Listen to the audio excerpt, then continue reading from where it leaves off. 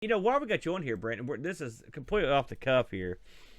You know, they've announced this Amiga Mini console. Have you heard about this? I know of it. Yeah. They've announced some of the games for it and whatnot. What do you think of this? Do you think that this is something that's gonna make some money? And if you could pick, say, I don't know, 5 or 6 games, however many you want, like what would you stick on this thing? You played a lot of Amiga back. You gotta have gods. See, okay, I saw that with suggestion. You gotta have wings. Yeah.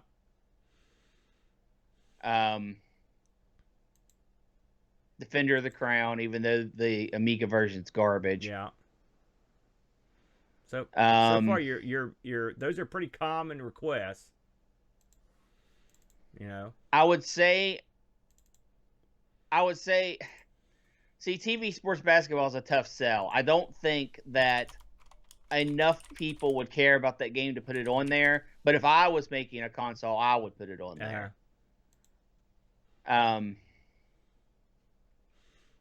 Here, I can tell you what's on it. You got to put Lionheart. Yeah, I think that's the first one I would put on here, and it's because it's an Amiga exclusive, and so you're gonna get a lot of stuff. And Shadow of the Beast. So here's what they've got on here right now. They haven't announced all the games. You've got Alien Breed 3D, ATR All-Terrain Racing, Battle Chess. Garbage. Okay. ATR is pretty good. Cadaver, which I'm not familiar with. Kickoff 2, which is a soccer game, very popular soccer game.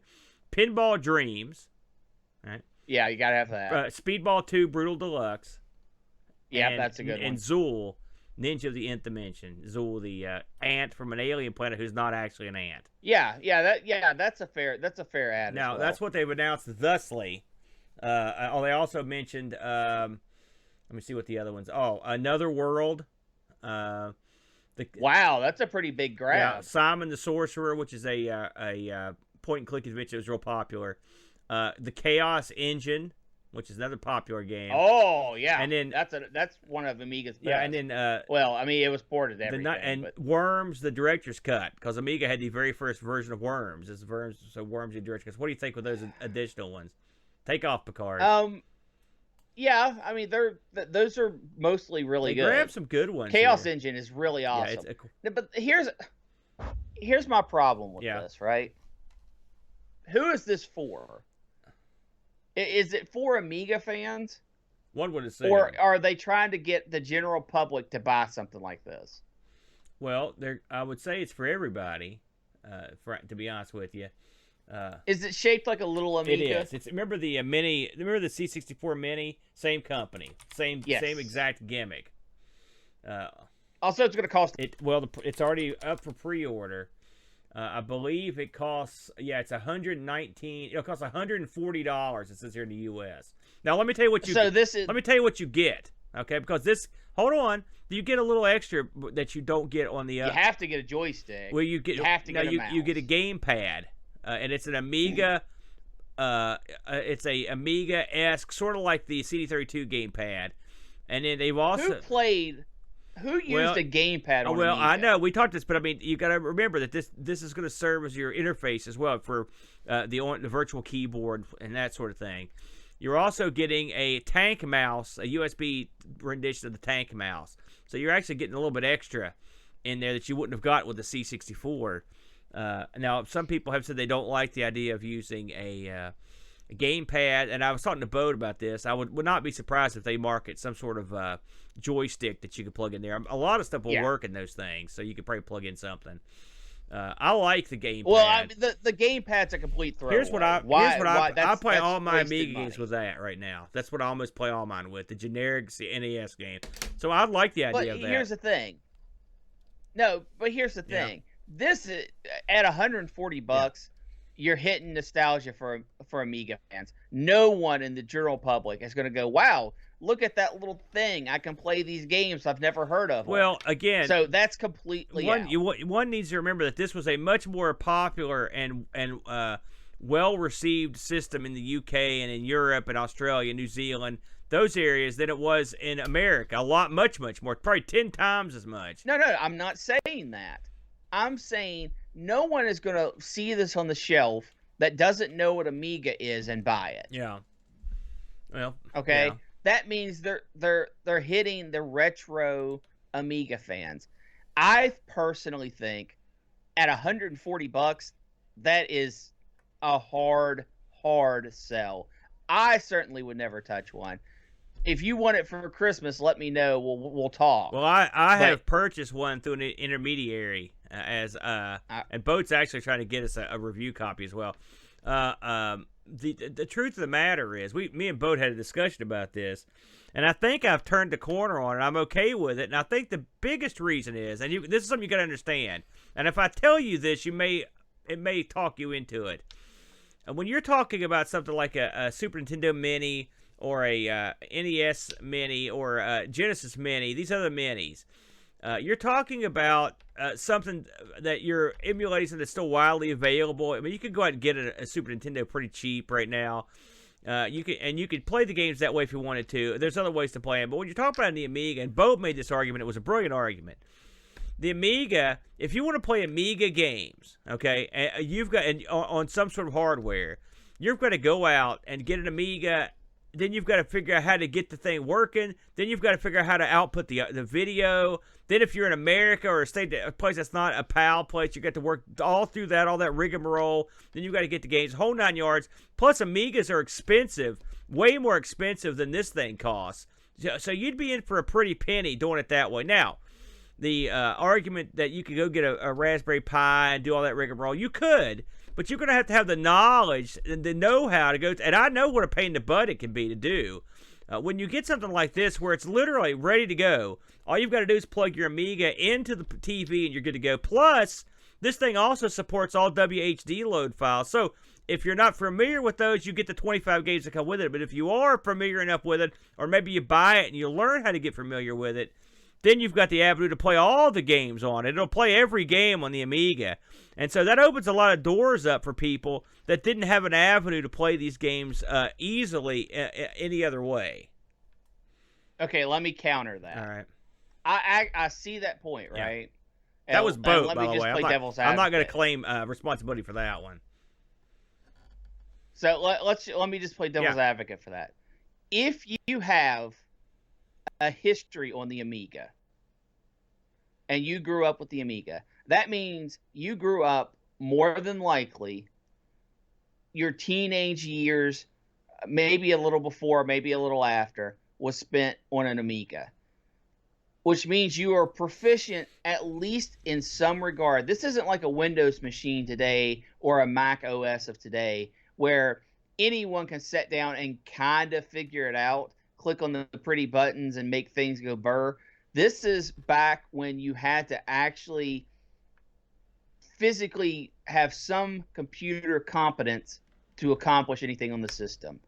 I think if this was something from your youth and you had that competence to get the system to run and have a nostalgic feel for it, chances are you have continued those computer skills where emulation and that sort of thing is second nature because you already have a skill set base from your childhood.